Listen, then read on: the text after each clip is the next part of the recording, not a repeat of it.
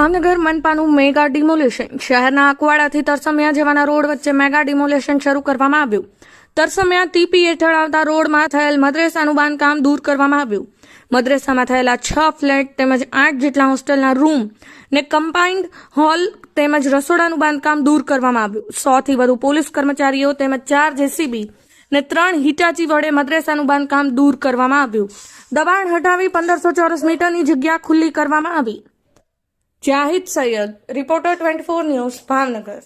નવેમ્બરના રોજ અમારા ભાવનગરમાં બીએમસી તરફથી જે છે એક રોડના કામે અડચણ રૂપે જે એક બાંધકામ હતું, જે ધાર્મિક દબાણ હતું, એને દૂર કરવા માટે કાયદા વ્યવસ્થા જળવાઈ રહે એના માટે બંદોબસ્ત માંગવામાં આવેલ.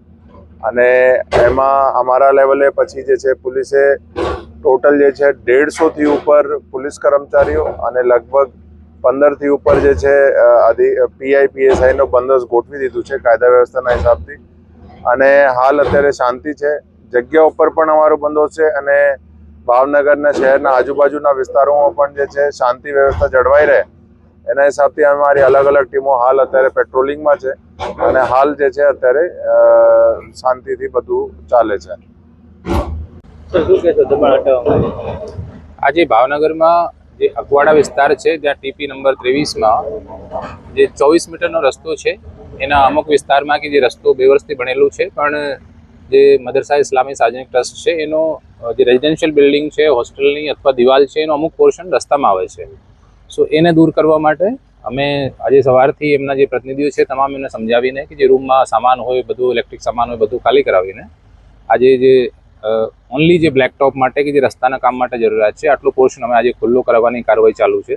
એમાં સમાજના પણ તમામ આગેવાનોને સમજાવીને અને તમામ જે કાયદો વ્યવસ્થા પરિસ્થિતિ જળવાઈ રહે એ પ્રમાણે આપણે તમામ વ્યવસ્થા સાથે અહીંયા આજે કામગીરી કરવામાં આવી રહી છે.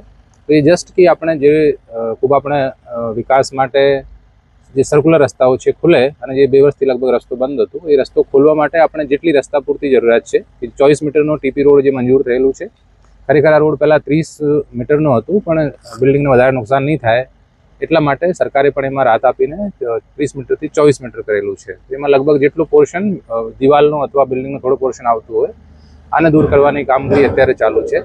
હું આપણે સ્પષ્ટ કહું કે અત્યારે કોઈ પણ રીતનું કોઈ ધાર્મિક સ્ટ્રક્ચર કે એવાને કોઈને નુકસાન નથી પહોંચાડતા.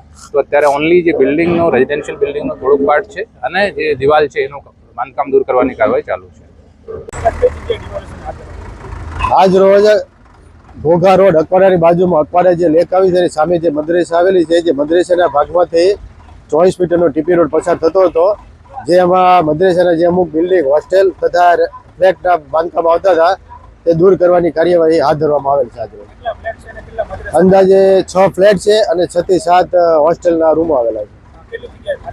અંદાજે 1500 ચોરસ મીટર આજુબાજુ જગ્યા ખુલ્લી કરવામાં આવેલ છે. એ આજ રોજ 23 તારીખ સવારે 7 વાગે કામગીરી ચાલુ કરવામાં આવેલ છે. પોલીસ બંદોબસ્ત પૂરેપૂરો ફાળવવામાં આવેલો છે. જરૂરિયાત મુજબની માગણી કરી હતી પણ પૂરેપૂરો સ્ટાફ ફાળવવામાં આવેલ છે.